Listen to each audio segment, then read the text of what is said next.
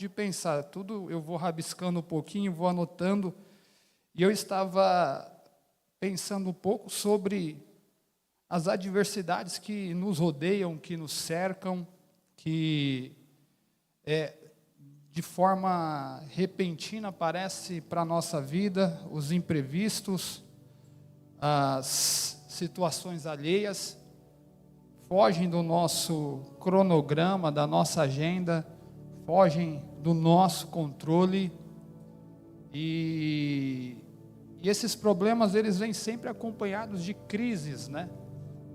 Existem crises que nos pegam de forma repentina. Na maioria delas, nós não estamos preparados para sofrê-la, ou simplesmente para suportar. Tem crise que ela nos abate realmente. Existem coisas que acontecem na nossa vida, que por mais que nós não estamos preparados ou esperando para que aconteça, ela não nos aflige tanto. Mas existem outras que nos abate, sugam um pouco mais da nossa energia, nos faz sofrer de forma indesejável. E eu fiquei pensando um pouco sobre isso, porque na nossa carreira cristã, na nossa carreira ministerial, nós vivemos altos e baixos a todos os instantes. Não sei se você já sofreu, já passou por isso, mas existem etapas da nossa vida que parece que todo dia tem uma novidade. Você resolve um problema pela manhã, quando é de tarde chega um WhatsApp, chega uma mensagem, o telefone toca, e na maioria das vezes não são notícias muito positivas. Na maioria das vezes são notícias que nós não estávamos aguardando. Eu tenho alguns contatos no meu telefone que quando aparece o nome eu fico meio apavorado. Eu me assusto. Principalmente quando é o meu contador. É sempre um pepino, sempre um pepino que precisa ser resolvido, que esqueceu, que ficou para trás. E a gente vai levando a vida. E a gente vai suportando. E embasado dentro dessas palavras que eu estou aqui iniciando com vocês, eu quero que você, por gentileza, abra a sua Bíblia no capítulo 17 do primeiro livro dos reis de Israel. Tem uma palavra para o seu coração muito simples, mas eu tenho certeza que ela vai servir de lição para nós. O capítulo 17, eu quero ler alguns versículos, até o versículo de número 10. A minha versão aqui da Bíblia é a NVI. Eu vou ler aqui para nós ganharmos tempo. Elias alimentado por corvos. Ora, Elias de Tisbe em Gileade disse a Acabe: juro pelo nome do Senhor, o Deus de Israel, a quem sirvo, que não cairá orvalho nem chuva nos anos seguintes, exceto mediante a minha palavra. Depois disso, a palavra do Senhor veio a Elias: saia daqui, vá para o leste e esconda-se perto do riacho de Querite, a leste do Jordão. Você beberá do riacho, e dei ordens aos corvos para o alimentarem lá. E ele fez o que o Senhor lhe tinha dito. Foi para o riacho de Querite, a leste do Jordão, e ficou lá. Os corvos lhe traziam pão e carne de manhã e de tarde, e ele bebia água do riacho. Algum tempo depois, o riacho secou-se por falta de chuva. Então a palavra do Senhor veio a Elias: vá imediatamente para a cidade de Sarepta, de Sidom, e fique por lá. Ordenei a uma viúva daquele lugar que lhe forneça comida. E ele foi. Quando chegou à porta da cidade, encontrou uma viúva que estava colhendo gravetos. Ele a chamou e perguntou: pode me trazer um pouco de água numa jarra para eu beber? Enquanto ela ia buscar água, ele gritou: por favor, traga também um pedaço de pão. Ok? Até aqui, até o versículo de número 10, eu quero usar esse texto aqui como base para entregar aquilo que Deus colocou ao meu coração. E o tema da mensagem dessa noite é dependendo do provedor. Dependendo do provedor. Você pode dizer para a pessoa que está ao seu lado: dependendo do provedor. Vamos mais uma vez: dependendo do provedor. Irmãos, Elias, o profeta, ele viveu um período de crise muito intenso, um período de crise gigantesco. Se assim eu posso dizer, talvez era o pior período que a nação de Israel estava atravessando, porque Israel vinha de reinados aonde homens levantados por Deus, orientados por Deus, deixou Israel de forma brilhante. Durante 120 anos Israel foi conduzido por Saul, Davi e Salomão. Durante 120 anos Israel foi conduzido por estes governantes. A saber, Salomão, ele deixa o reinado de Israel riquíssimo. Era uma riqueza que chamava a atenção de todas outras nações. Mas existia um problema.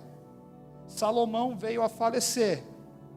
E agora o próximo governante que assume o trono não tinha muita experiência. Óbvio que se existia riqueza no reinado, alguém pagava a conta. E quem pagava a conta na época era o povo através de tributos, através de impostos. Quando esse novo rei, Jeroboão I, assume o reinado, ele vai pedir conselho aos anciãos, porque o povo ele vai reivindicar os tributos que estavam sendo cobrados de forma exorbitante. E o povo vai pedir: olha, reduz o imposto, está muito cara a carga tributária. Talvez, se fosse no Brasil aqui, 27,5% de imposto. É muito difícil.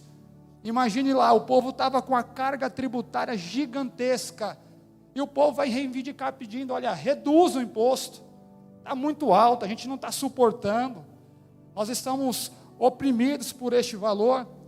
Então ele vai pedir conselho aos anciãos do reino, e eles vão dizer: reduz, tira a mão, dá alívio ao povo. E ele não ouve muito o conselho dos anciãos, não. Ele vai pedir orientação para os jovens, e os jovens vão dizer para ele: olha, larga a mão de ser frouxo, você vai reduzir o imposto?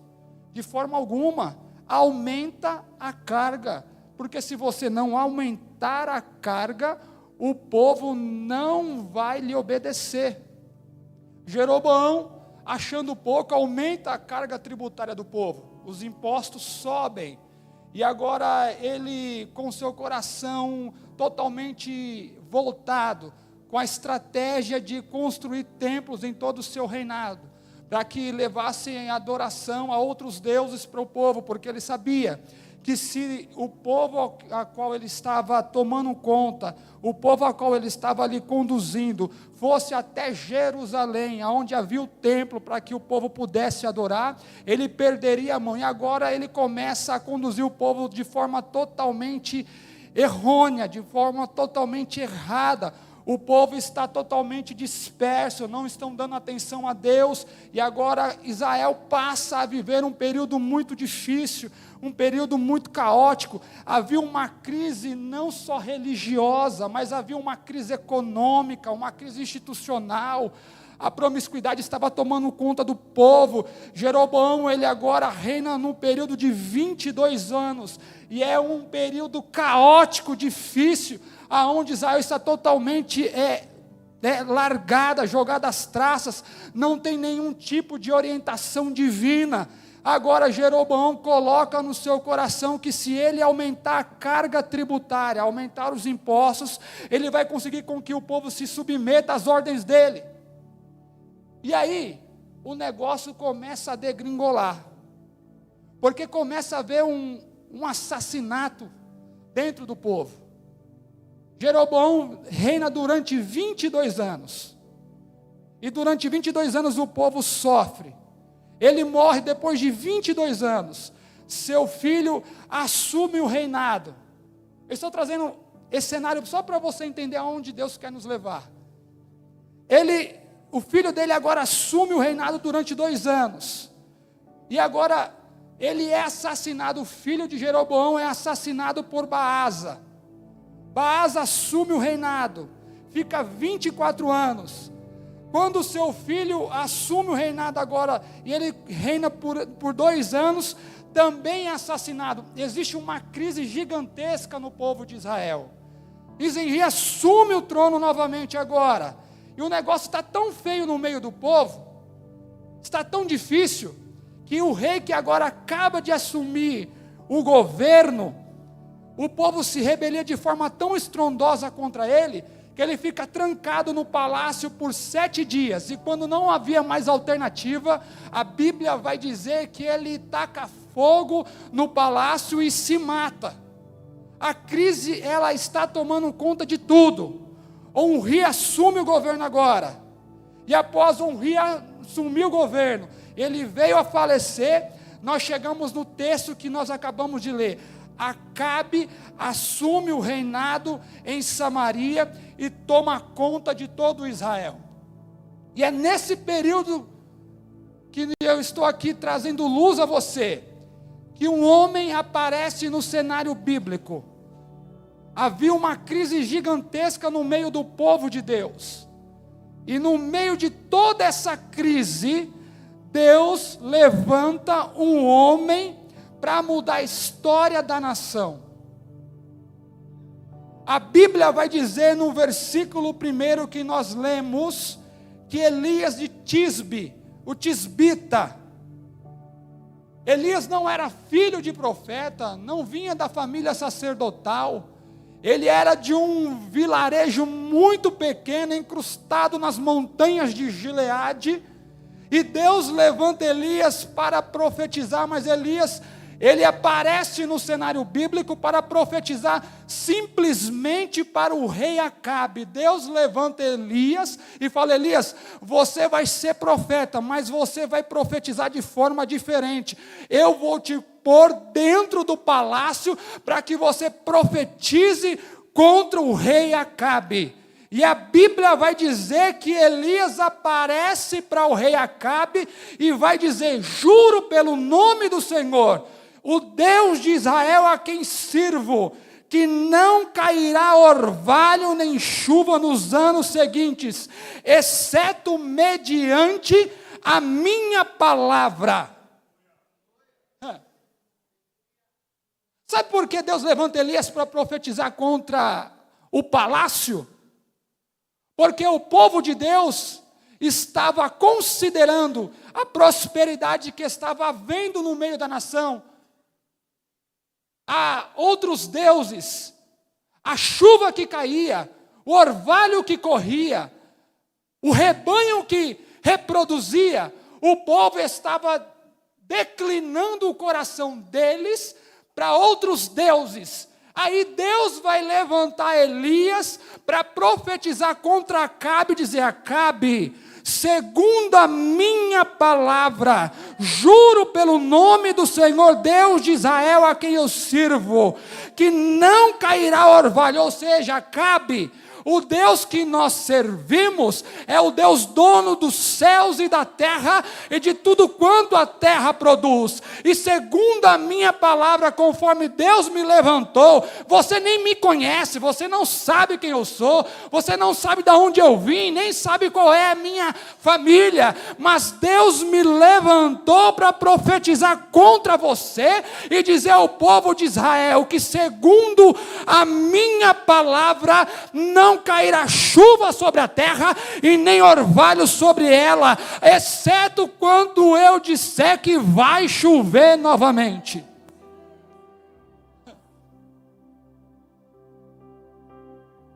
Deus levanta Elias no meio de um período de crise. Eu quero, em nome de Jesus, aplicar sobre a tua vida. Talvez você entrou aqui esta noite e você está vivendo um dos piores momentos da sua vida. Talvez você chegou aqui esta noite e você está vivendo um dos piores momentos da sua história. Talvez Deus tenha te colocado em ambientes que você não imaginava que pudesse estar. Mas Deus te colocou lá. E Deus te colocou para um propósito. Para você declarar o nome dEle neste ambiente. E aonde você declarar o nome dEle, o rumo, o percurso seja mudado. Deus joga Elias na história. Acabe é considerado o pior rei que Israel já teve. Um rei frouxa, onde sua mulher Jezabel tomava conta. Jezabel, uma mulher maligna, uma mulher do coração ruim, feiticeira, assassina, matadora de profeta, perversa. Acabe é manipulado por ela. Elias lança a palavra. E Deus, sabendo de tudo isso, Deus vai preparar um rumo para Elias. Porque a Bíblia vai dizer que quando Elias lança a palavra, dizendo que não haveria chuva, o versículo de número 2 vai nos dizer: depois disso a palavra do Senhor veio a Elias: saia daqui, vai para o leste e esconda-se perto do riacho do Querite, a leste do Jordão. Você beberá do riacho e dei ordem aos corvos para alimentarem você lá. Olha que interessante. Eu quero que você rapidamente pense comigo. Deus levanta Elias e coloca Elias para profetizar dentro do palácio.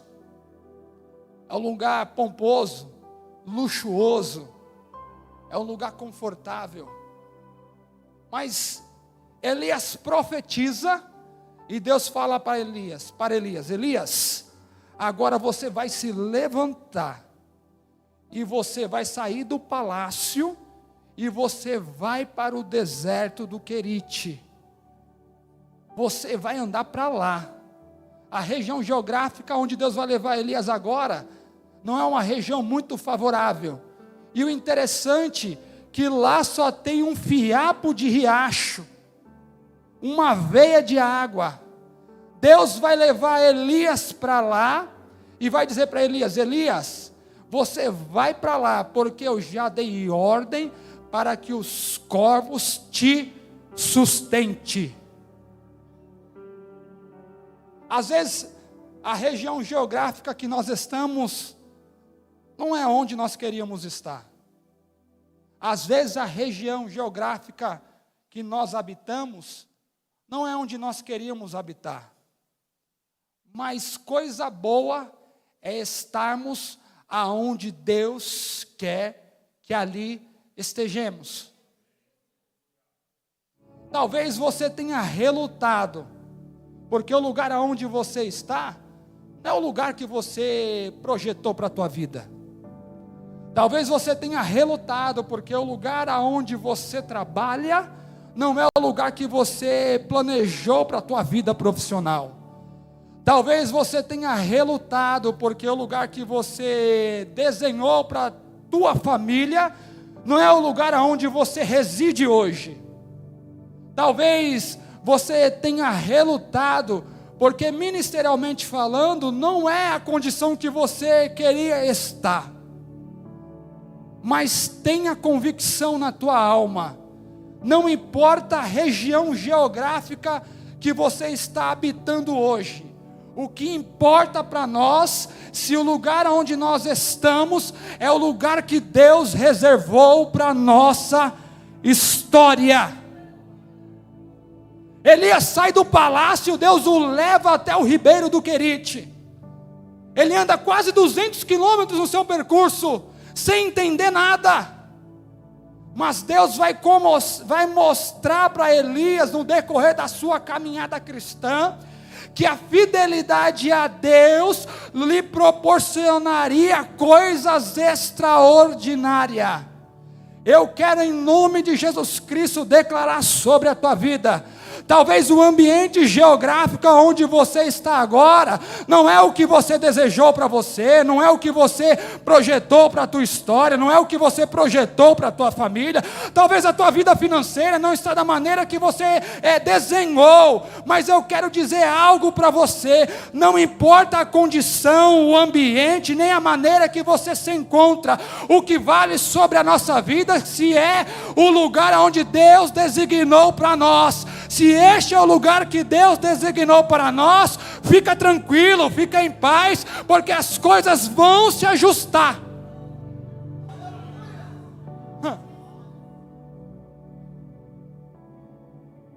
Elias vai para o deserto, e aí eu tenho uma palavra para você.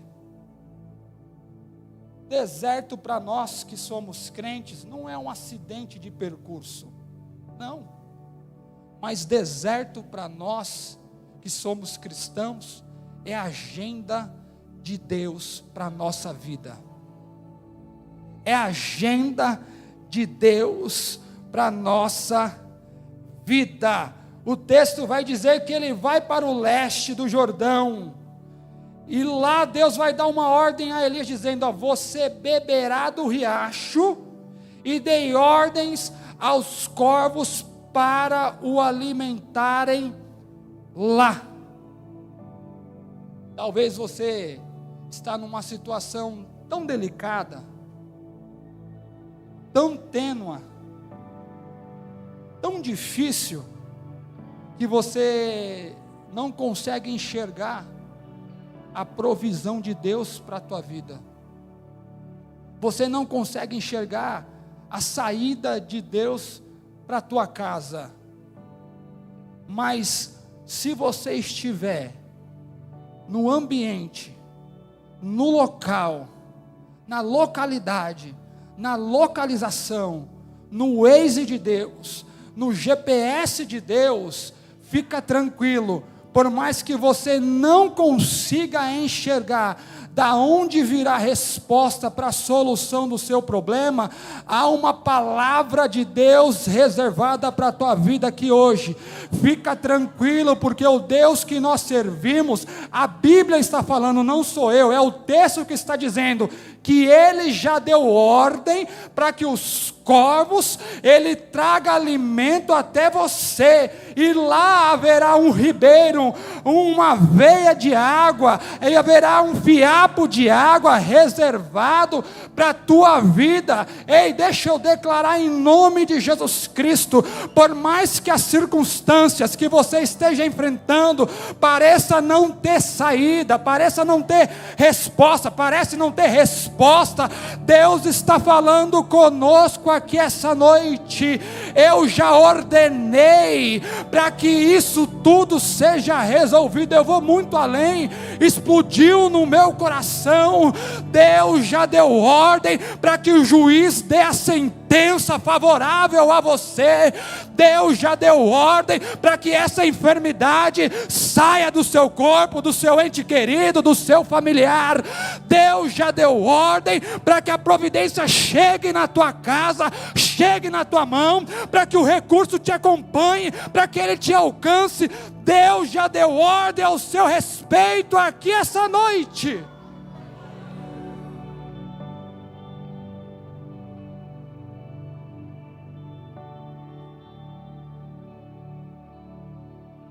é Deus que nos matricula na sua faculdade. E Deus não está nem um pouco interessado naquilo que nós podemos fazer, de forma alguma. Deus quer trabalhar através de nós e em nós. E às vezes a possibilidade que Deus encontra de fazer isso na nossa vida é nos desertos que nós enfrentamos. É nos desertos que nós somos moídos, somos lapidados. E assim nós entendemos que nós somos totalmente dependentes de Deus, unicamente, exclusivamente dEle. Hoje eu estava ouvindo o testemunho do reverendo Hernandes Dias Lopes. Ele disse que no ano 2000, ele já era pastor da sua igreja, e ele vai fazer um curso nos Estados Unidos, e ele não tinha condição financeira. Além do custo ser alto, ele teria que gastar em dólares. Mas ele queria fazer o curso de doutorado em pregação.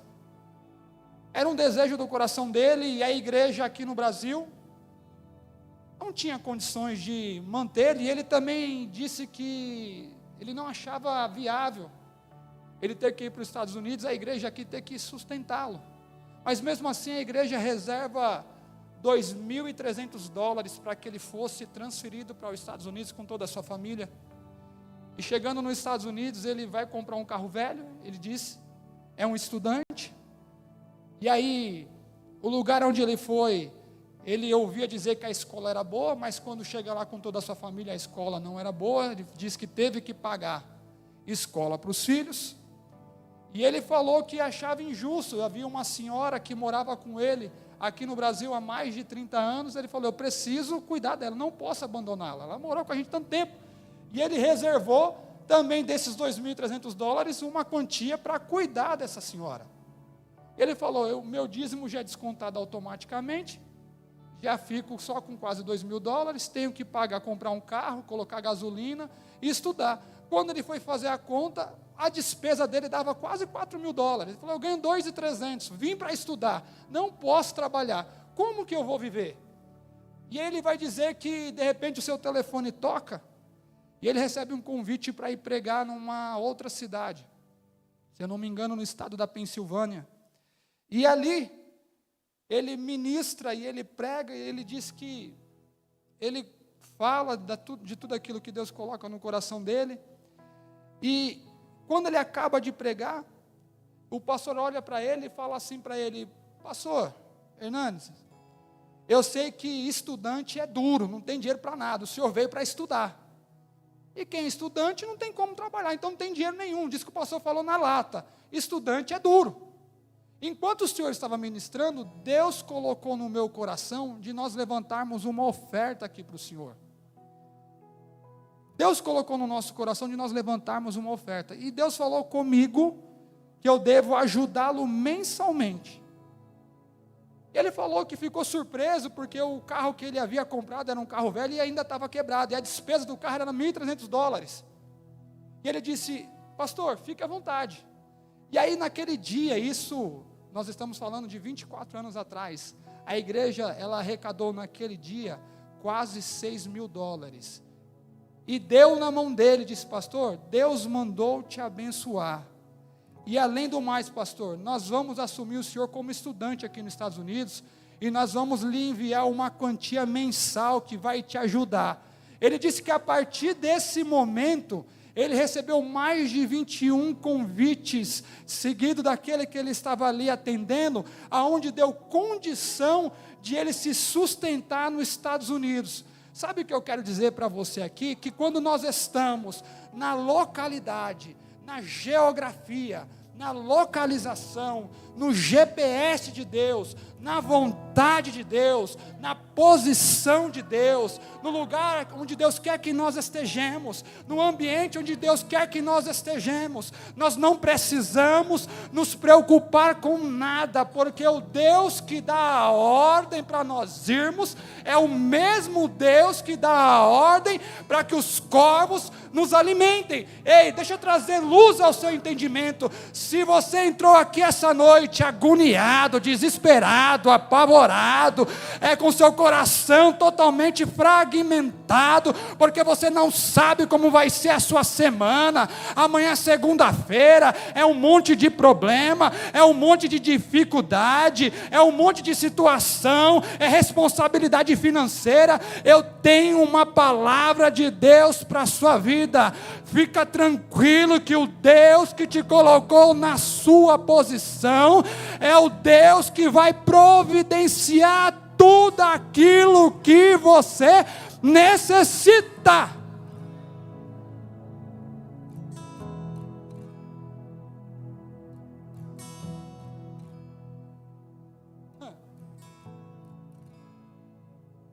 Primeira lição para a nossa vida: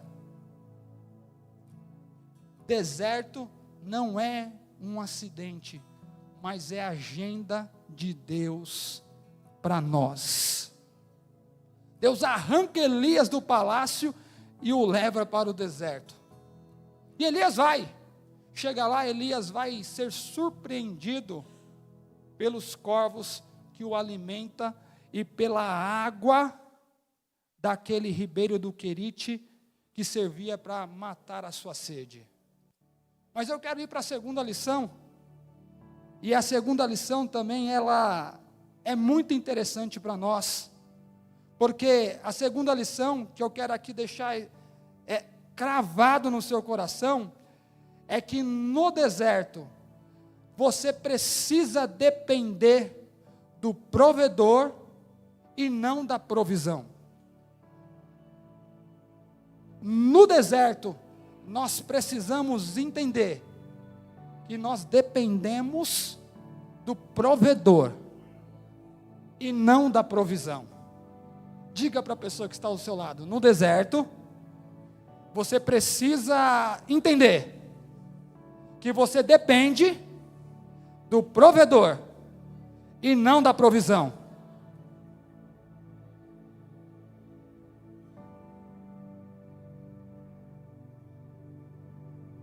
Sabe por quê? Porque o corvo parou de servir e a água do Querite ela secou. Se Elias estivesse dependendo somente da provisão, nós não estaríamos aqui falando dele. Não. Mas Elias dependia unicamente e exclusivamente do Deus da provisão. E o Deus da provisão, Ele sabe muito mais do que eu e você pensamos ou imaginamos. O Deus da provisão é o Deus que sonda e esquadrinha os nossos pensamentos antes mesmo de nós pensarmos. O Deus da provisão, Ele sabe que você tem conta de luz para pagar na semana, que você tem aluguel para pagar, que você precisa abastecer o carro, que você precisa fazer a compra do mês, você precisa ir no açougue, que você precisa comprar o sapato, comprar o chinelo, que você precisa tomar café quente pela manhã, comprar o pão. O Deus da provisão, Ele sabe. Então nós precisamos entender que nós dependemos do Deus da provisão, o Deus provedor, não da provisão em si. Eu preciso dizer isso a você, que a partir do momento que nós entendermos que nós precisamos exclusivamente e unicamente do Deus da provisão, as nossas necessidades serão supridas em glória por Cristo Jesus. E Elias sabia disso, porque a Bíblia vai dizer que a fonte seca, acaba tudo. O texto vai dizer no versículo 7, algum tempo depois, o riacho secou-se por falta de chuva. Então a palavra do Senhor veio a Elias: vá imediatamente para a cidade de Sarepta de Sidom, e fique lá. Ordenei a uma viúva daquele lugar que lhe forneça comida. Aí que eu fico maluco com Deus, porque Deus arranca o profeta do palácio, providencia comida, bebida, e agora Deus vai dizer para ele: olha que loucura, você vai para Sarepta, lá em Sidom, porque eu já ordenei para que uma viúva, uma viúva daquele lugar lhe forneça comida. Como uma viúva, num período de sequidão, vai fornecer comida? E a Bíblia vai dizer que Elias não indaga a Deus, e ele foi. Quando chegou à porta da cidade, encontrou uma viúva que estava colhendo gravetos, e ele a chamou e perguntou: pode me trazer um pouco d'água numa jarra para eu beber? Olha que parece louco. Deus dá ordem para Elias, para que ele vá a uma cidade, porque uma mulher vai lhe dar comida. E quando ele se depara com a mulher, ele vai pedir água.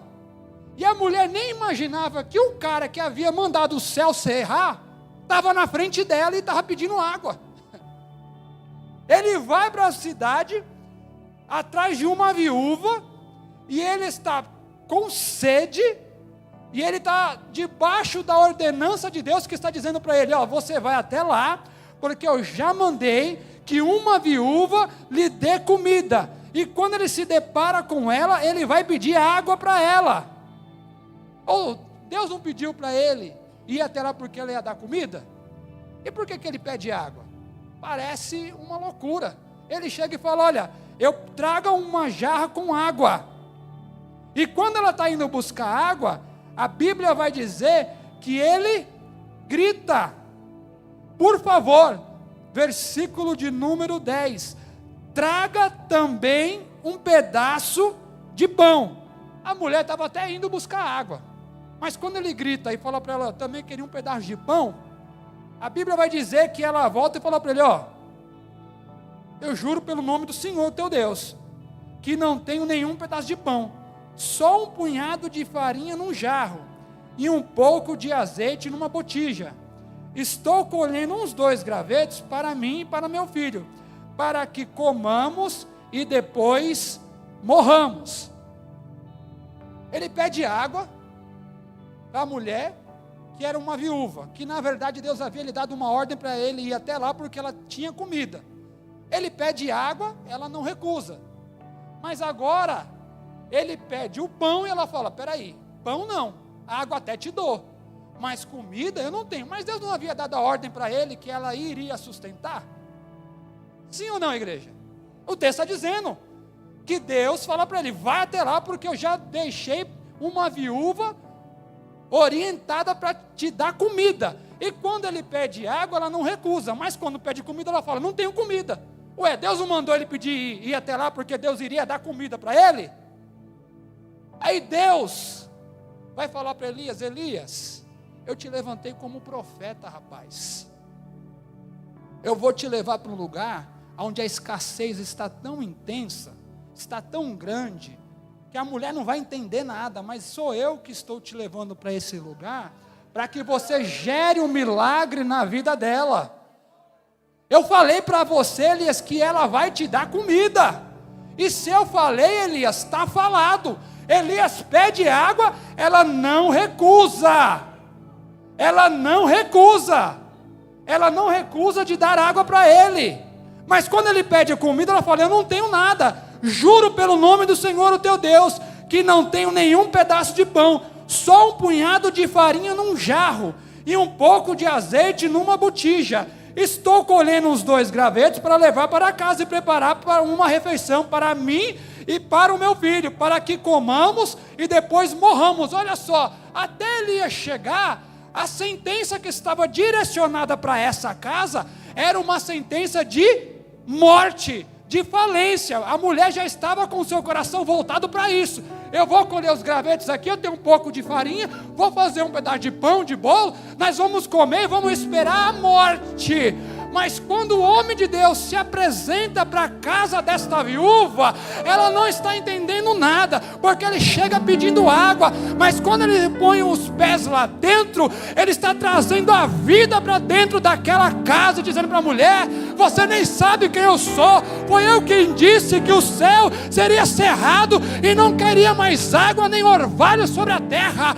Deus me trouxe até aqui, mulher, para dizer para você: fica tranquila, porque o azeite da botija não vai faltar, e a farinha da panela não vai se acabar, porque eu sou profeta, eu sou homem de Deus, e eu trago a provisão para dentro da sua casa.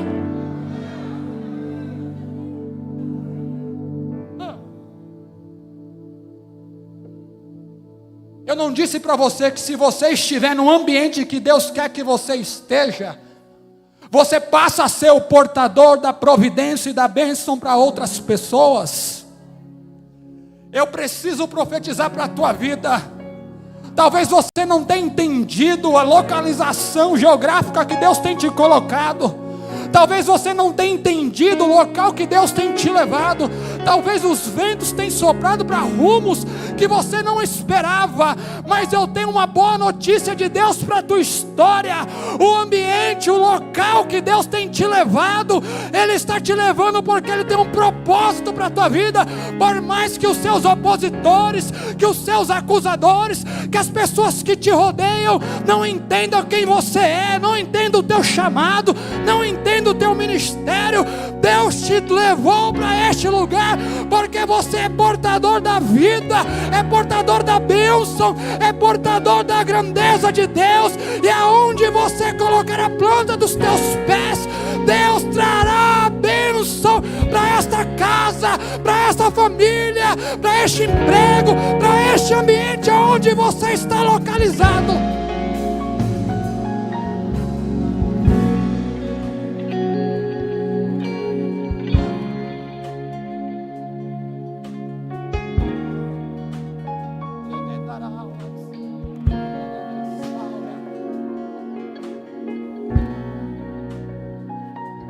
Você é portador da bênção para a tua família.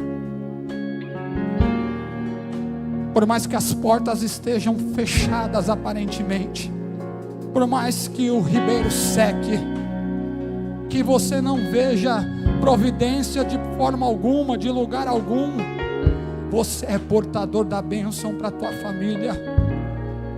Você é portador da bênção para a tua casa. Você é o portador da bênção para o teu casamento. Você é portador da bênção para os seus parentes, para os teus amigos. Eles precisam de você. Eles necessitam de você, por mais que eles não entendam e nem consigam enxergar isso na sua vida. Deus está falando através da minha boca. Você é o portador da bênção. A comida só vai chegar para dentro da sua casa, para dentro daquela casa, através de você. Você é o portador.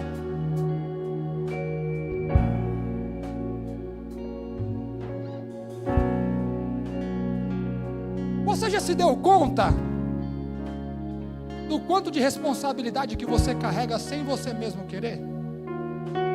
Quantas pessoas dependem de você sem você mesmo perceber? Você já deu conta disso? Você não pode parar. Você não pode fraquejar.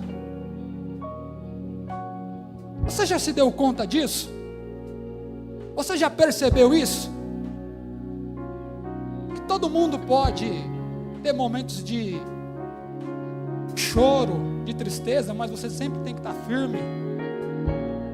Você tem que sempre mostrar que você não sente nada, e para você parece que tudo é bobeira, que não tem nada que tire sua paz, o teu sono, o teu descanso, o teu refrigério.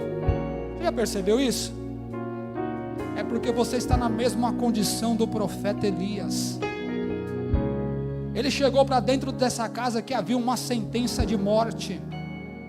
A mulher disse isso, a viúva disse isso, a viúva de Sarepta disse isso: olha, eu vou fazer um pouco de pão aqui, porque eu e meu filho vamos comer, e nós esperamos a morte, nós vamos morrer. Elias, tomado pela autoridade divina, ele vai olhar para ela e fala: não tenha medo. Elias percebe que o medo está inserido dentro dessa casa. Elias vai olhar para ela e fala: mulher, não tenha medo, vá para casa e faça o que eu disse, mas primeiro, faça um pequeno bolo com o que você tem e traga para mim. Olha a ordem de Elias: vá para casa e faça o que disse que você ia fazer, mas primeiro, faça um pequeno bolo com o que você tem e traga para mim, e depois faça algo para você e para o seu filho.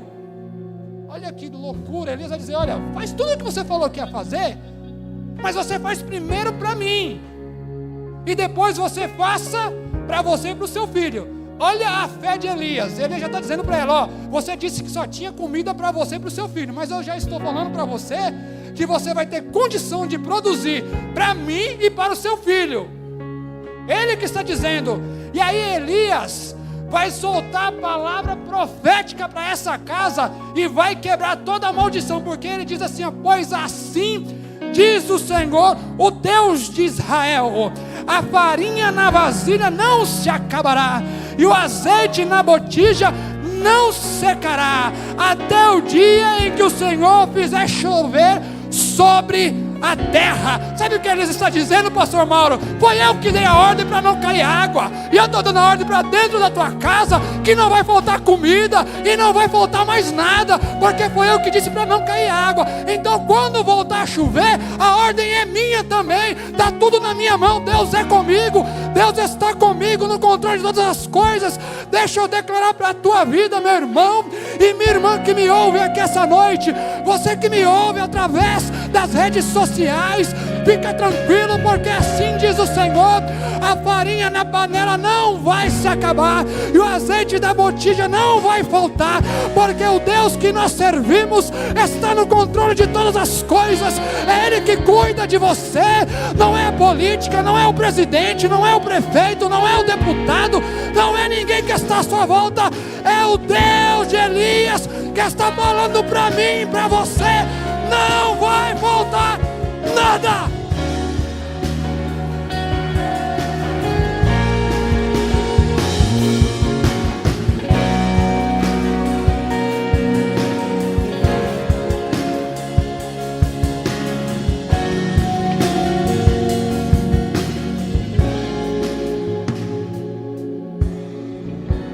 Se coloque de pé.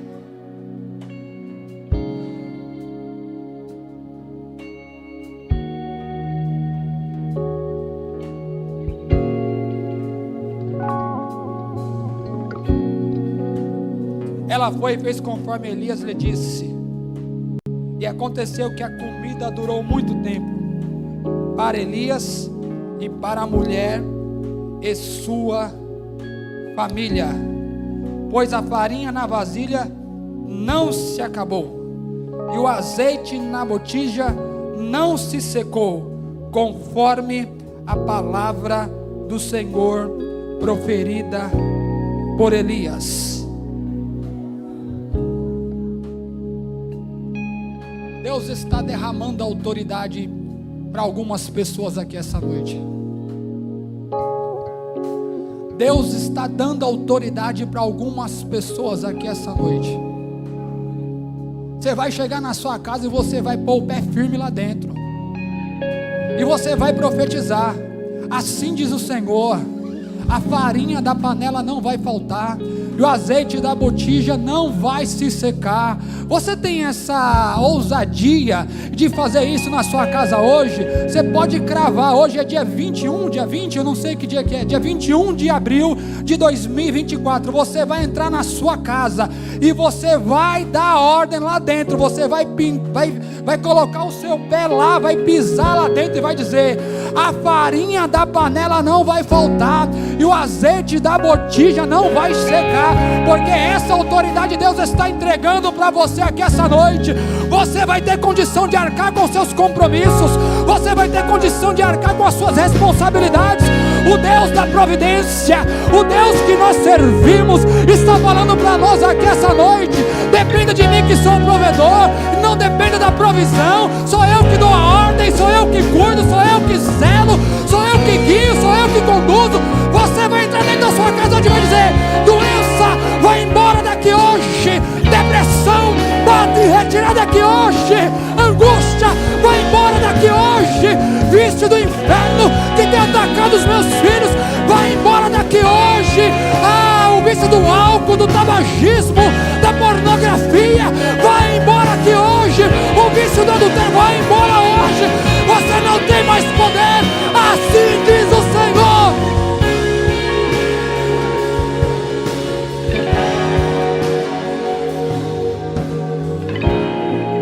Haverá provisão de Deus para a tua casa. Vamos cantar? Vamos cantar? E você vai declarar essa noite que o Deus que nós servimos está te dando autoridade hoje, autoridade para pisar serpentes e escorpiões, e nada te fará dano algum. Eu declaro em nome de Jesus Cristo que a autoridade de Deus sendo derramada sobre a tua vida, que hoje Deus está te capacitando, está te revestindo para que você seja encorajado, para que você seja encorajado por Deus. Nada te fará dano algum.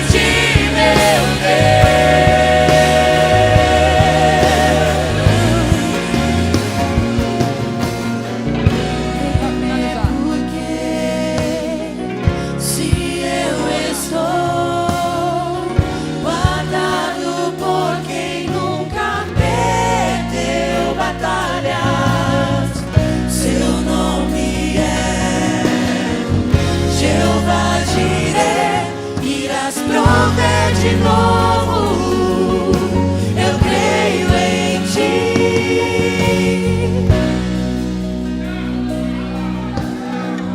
Eu preciso finalizar com isso. A Bíblia vai dizer, para agora, que algum tempo depois, o filho da mulher, dono da casa que recebeu o profeta, ficou doente, e piorando ele parou de respirar. E a mulher foi e reclamou a Elias: que foi que eu te fiz, ó homem de Deus? Vieste para lembrar-me do meu pecado ou matar o meu filho? Elias: dê-me o seu filho. Respondeu Elias a ela. Ele apanhou dos braços dela, levou para o quarto de cima onde estava hospedado e o pôs na cama. Então clamou ao Senhor: o Senhor meu Deus, me trouxeste também desgraça sobre esta viúva com que estou hospedado, fazendo morrer o seu filho? Então ele se deitou sobre o menino 3 vezes e clamou ao Senhor: ó Senhor meu Deus, faze voltar a vida a este menino. O Senhor ouviu o clamor de Elias, e a vida voltou ao menino, e ele viveu.